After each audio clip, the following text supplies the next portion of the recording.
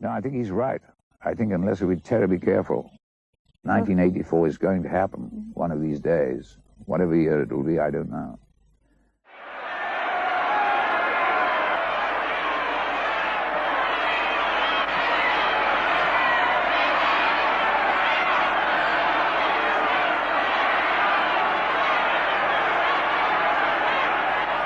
Well, I read 1984 when it first came out, which was about 1948 or 49. 49. I haven't read it since. I remember it horrified me at the time, and I didn't think that it was possible that such a thing could happen. And did you visualize it as a film possibility at the time? Not at all. You were beginning your acting career when the book came out, more or less. Yes, in barely. 49? Yes. No, I never thought of it as a film at all. And indeed, I'd planned only to do one film this year, and do no work at all except that one film which I was going to do. And then they had a problem with the casting of O'Brien, and I'm devoted to John Hurt. So I said 1984, John Hurt, Michael Radford. How long will it take? And they said 5 weeks or something. So I said, all right, I'll do it. The whole thing is rather like walking a tightrope, because to play him as a sinister figure is very easy. To play him as a sympathetic figure, who nevertheless is dangerous particularly to John Hurt, because I torture him with rats and all kinds of things. But at the same time, I do it with a kind of kindliness. Now, it's very difficult. In fact, I've never known such a part where you play a villain, a monster, who is kind. With a smile. No smiles. That's too much. It's easy to do that. I'm going to kill you. Yes. In 2 seconds, I'm going to kill you. You see, that's easy. But if I say it kindly, it's much more difficult. And I'm not going to show you how I do it. It's much more difficult to make someone believe in you than to flash the smile for a momentary... Yes, in other words, I have to play against my normal personality, which is not easy. What is your opinion about the real 1984 compared to the Orwellian version? You mean this particular year? The real today. Well, I think it's happening. Yes. It's happening very subtly, particularly in the United States. They are beginning to talk a different language. I don't know whether you know it, but I had a very severe operation on my neck some time ago, 3 years ago. And periodically I have to go in and have checks to see that the thing hasn't gone funny. And my wife Sally and I went to the hospital very, very early in the morning, so to evade the press. And there was a jolly lady sitting there, and we explained why we were there to have this X-ray, and she said, I take it that the demographic, what was it say? The demographic information is the same. And I was completely puzzled for a second. And then we said, you mean it's the same address to send the bill? Yeah. So the language is changing and is becoming much, much more convoluted. 4392, Rosenblum, Mini-Prod Light Industry Section. Outer Party Member 66755 Davis, Mini-Prod Women's Section. That concludes the list of known agents of Goldstein actively engaged in the latest conspiracy. Not much of this gets to the outer party, I'm afraid. Of sabotage and seditious propaganda to our leader. The fact that our eternal allies in Eurasia are turning against us. More nests of conspirators and saboteurs have been uncovered, and further arrests are expected shortly.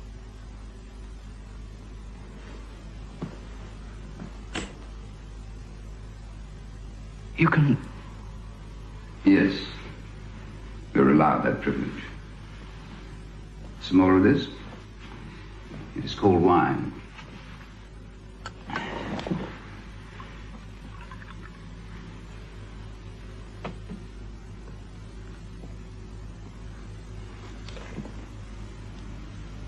There are thought criminals who maintain that the resistance is not real.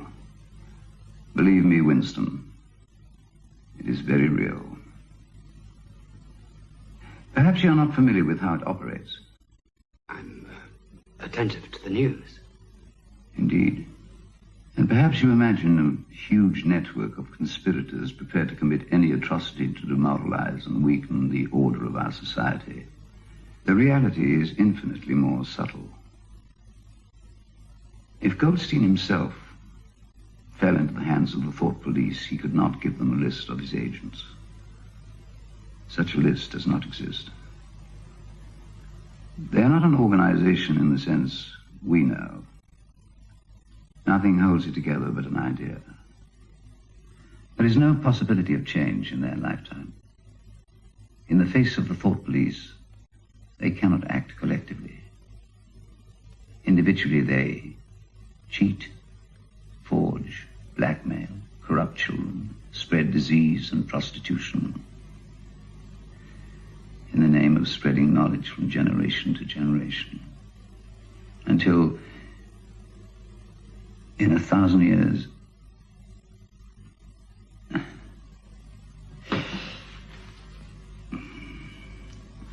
you may find this of interest.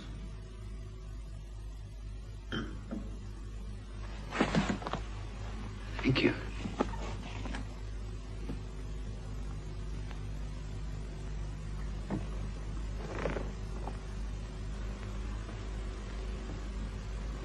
Rally in Victory Square at 21:30 hours. That is the end of the announcement. Goodbye, brother. Goodbye, brother. I think it applies temporarily anyway, more to the Iron Curtain countries than it does to the Western world. Because I've worked quite a bit behind the Iron Curtain. And if you as I have done, come across a young man or young lady who was born after 1948, after the communists took over, they have been completely brainwashed. Of course, we all are. Well, we're all brainwashed. You're brainwashed by your press. We're brainwashed by our press and television and so on, but in a slightly different way. But it's impossible. I remember one particular girl who was born well after the communist takeover of Hungary, and it's virtually impossible to shift her to see anything good in our world at all. It doesn't exist. And I remember that you remember too, I expect, you're a bit young perhaps, but when Khrushchev took over, he read Solzhenitsyn and said that One Day in the Life of Ivan Denisovich was a marvelous book, so the whole of Russia and the Iron Curtain countries read it. Then he was persona non grata, both Khrushchev and Solzhenitsyn, and suddenly it was a non-book. And those who had read it, because Khrushchev said they could, now turned against it. It was very extraordinary. The essential thing that people forget is that 1984 hasn't happened yet. And there's an essay of George Orwell's in which he says, I'm not saying this is going to happen in 1984, I'm saying it might happen in 1984. But there's a long time to go unless we blow ourselves to pieces. And what I think Michael Radford has done very cleverly is to put us back to 1948 in the fact, you know, the way we dress and the deprivations of the war, the rationing, the remnants of the war with all the flat streets. And I've seen about 30 minutes of the film, and I was in a state of shock for a time because it took me back, not forward. I remember those horrifying days when you couldn't get a bar of chocolate. Has Orwell's book influenced any of your personal opinions? No, I think he's right. I think unless we're terribly careful, 1984 is going to happen one of these days. Whatever year it will be, I don't know. So But he more or less reinforced what you have thought. yes. It didn't change your... Well, I think it Your tended to opinion. make me a little eccentric, so that I would rebel against any platitudinous cliche that was hammered at me. So I began to suspect certainly all politicians. I wouldn't trust any politician, or virtually any politician. One or two honest politicians, I suppose, around. I wouldn't trust a politician as far as I could throw the Houses of Parliament, because power is a tremendously dangerous thing. And to get power, even on a minor scale, to just be a lower minister in the government, you have power. That much, but it's enough. I suppose then you never vote in elections? I voted once, to no avail, because I was living in Hampstead, which had been Tory, Conservative, ever since it was born. And I voted for the Socialist Labour candidate, I think he got 2 votes and one was mine. As one of the world's finest actors, over the years, have you changed your method of preparing for a role? No. Well, I suppose I must have. Everybody changes. But Shelley Winters and Jack Nicholson once told me that I was instant method. In other words, I could be telling you a story, and they say, action, and I drop the cigarette and walk straight on and do it. But they were being very flattering, I think, because most American actors are what they call method actors, and they cannot believe that anybody who's any good at all is not a method actor. So I'm included among the method actors, though I don't think I am a method actor. I remember Lee Strasberg, who was the doyen of method teachers. I used to go to, just for interest, I used to go to the classes that he gave sometimes. And he said to some girl who was doing some scene from something, he said, remember that Stanislavski said there is no such thing as a small part. And I couldn't resist it. I said, you want to bet? That's marvelous. So your acting comes from your heart and from your gut. It comes from somewhere. I don't know where it comes from. What is it like working with John Hurt as Winston Smith? Well, that's the thing that first attracted me. You see, I planned only to do 1 film this year. And because I thought I would go into a sort of semi-retirement. Because I've been working very hard all my life. I barely had a day off. And I rather enjoyed not working, which I didn't think I would. And so I said, well, I'll do 1 film next year, and maybe 1 play next year, and piece of that next year on Broadway. And then 1 film perhaps the year after. And but then once I announced that, I didn't announce it to the press or anything. I just let people know, all the people in Hollywood where I knew would spread the gossip around. And immediately, of course, I was offered everything in the world. But this, chiefly, I didn't even, most of the scripts that were sent me, I sent back unread for the first 6 months of this year. And then they had a bit of a problem with this because another man was cast to play O'Brien, and he became sick, or he couldn't do it. I don't know quite what happened to him. He's a friend of mine, too. And they were a bit desperate, and then I said, who's playing Winston Smith? And they said, John Hurt. I said, all right, I'll do it, because I admire him very much. I think he's one of the world's best actors. And I'd always wanted to work with him. He's a friend. And indeed, it is marvelous to work with him. He has such tremendous intensity and concentration that it's a joy to work with him. Julia! Get up.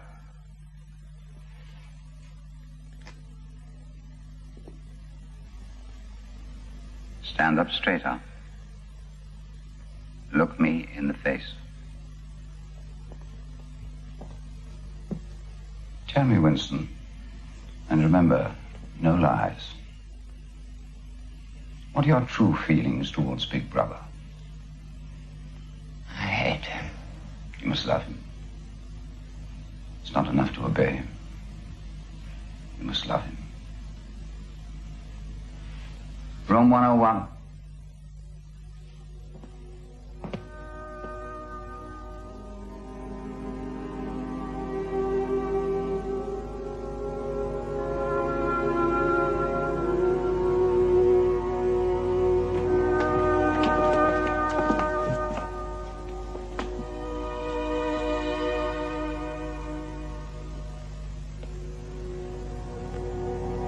asked me once, Winston, what was in room 101. I told you that you knew already. Everyone knows. The thing that is in room 101 is the worst thing in the world.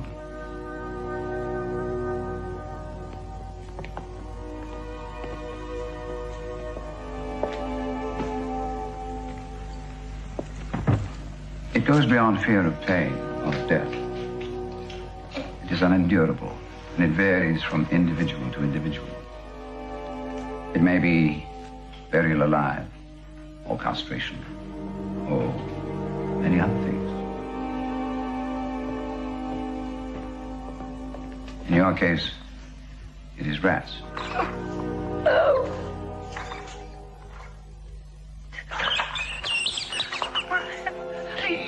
What do you want me to do? You will do what is required of you. What is it? How can I do it if I don't know what it is? In the proletarian areas, they will attack a baby and within 5 minutes strip it to the bone. They also attack the sick and dying. They show astonishing intelligence in knowing when a human being is helpless.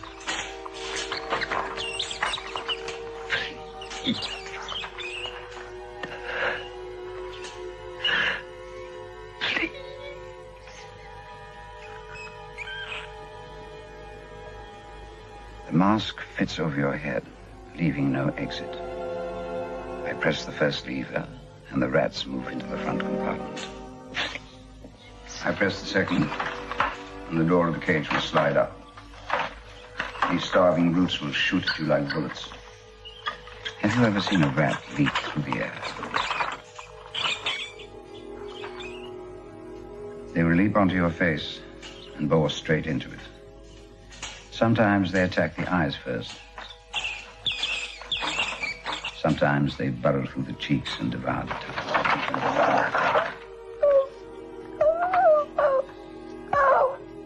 Tell me. What do you want? Would you call their present film movement underground? No. No, because Michael Radford has already established himself with the previous film. And John, of course, is very well known in the United States. He's been nominated for an Oscar. I think he's won Emmys and stuff like that. So he's really quite well known in the United States. No, it's the content of the film. I mean, I was told that the film was owned by a Chicago lawyer, and he'd had somebody write a script. And now I didn't read that script, it's just what I've been told. When they managed to buy it from the Chicago gentleman, they found that O'Brien, the part that I play, had a tremendous love affair with the part that Susanna plays, in competition with Winston Smith, which is not, I think, what Mr. Orwell had in mind. So quite clearly they would have made a terrible mess of it. So you are rethinking your idea about retiring.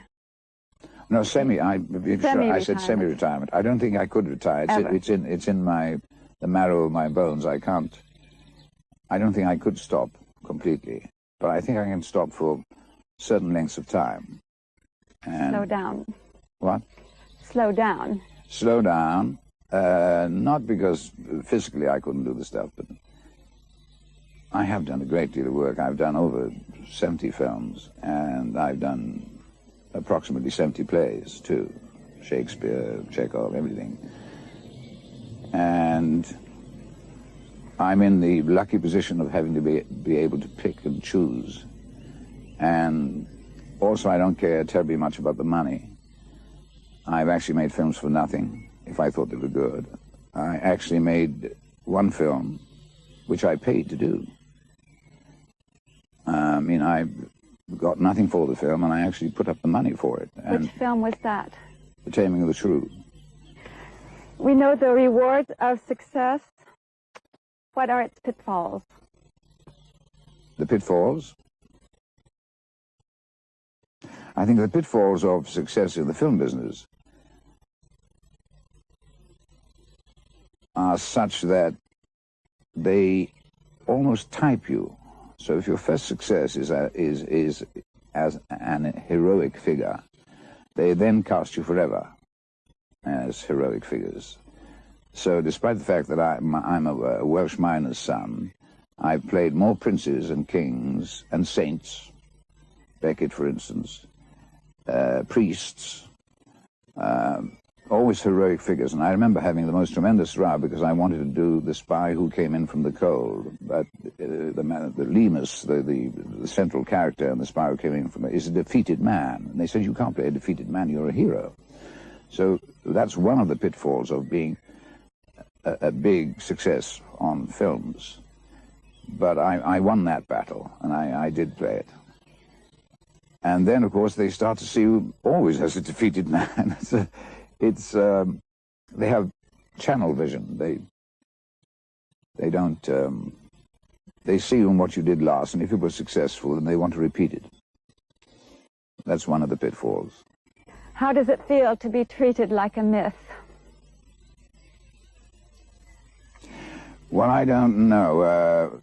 After 30 years, you're not aware of it, unless it stops. And I remember making a film in what used to be known as French Equatorial Africa. It's now called Benin, and it used to be called Dahomey. And Peter Ustinov was also in the film, who was also very well known, as you know.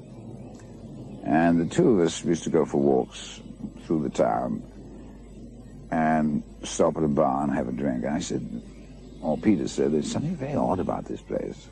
Of course, nobody knew who we were. I mean, the last film they'd seen there was the original King Kong. So nobody knew who we were, and it's very odd. We were driving home, my wife Sally and I, the other night, and I wear what I wear in the film to work and home. So, and as you know, it's all boiler suits. Comment s'appelle boiler suits en français? Oh, a sort of salopette. Salopette. Oui. And I was sitting in the back of the Rolls Royce. Sally was sitting beside me, and the chauffeur was driving. And as we came to roundabouts and lights, you know, other cars would pull beside. And I'm accustomed to people going, you know, doing double takes. But there were so many, I couldn't think, why were they reacting in that way? But of course, the reason was obvious, because there was this magnificent Rolls Royce with a chauffeur, very pretty girl in the back, and a man in a boiler suit. So that they couldn't work out. Now, I'm quite used to it. Other people who were strangers to that business, who walk along beside me and say, look at the number of double takes that Richard gets, which I am now completely unconscious of. It's rather enjoyable. There are many advantages to being successful. One last question, Mr. Burton. How has 1984 turned out for you? So far, so good, but I've got quite a long way to go.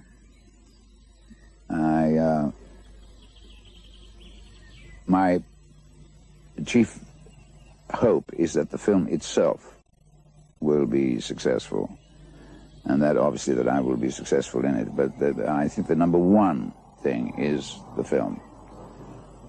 You see, but I've done so many films where I'm known that the film is not going to be very good, therefore I go for myself. In this one, I'm prepared to submit myself to the general idea of the film, and I particularly want John Hurt and Michael to be big hits. You stand up there in the pulpit and you say, I will teach you infinities. I will say to you that the greatest poem in the English language is the present tense of the verb to be. Now, one asks, what is the present tense of the verb to be? Now, I'll speak it for you, right? It was like this. The present indicative, indeed, of the verb to be. I am.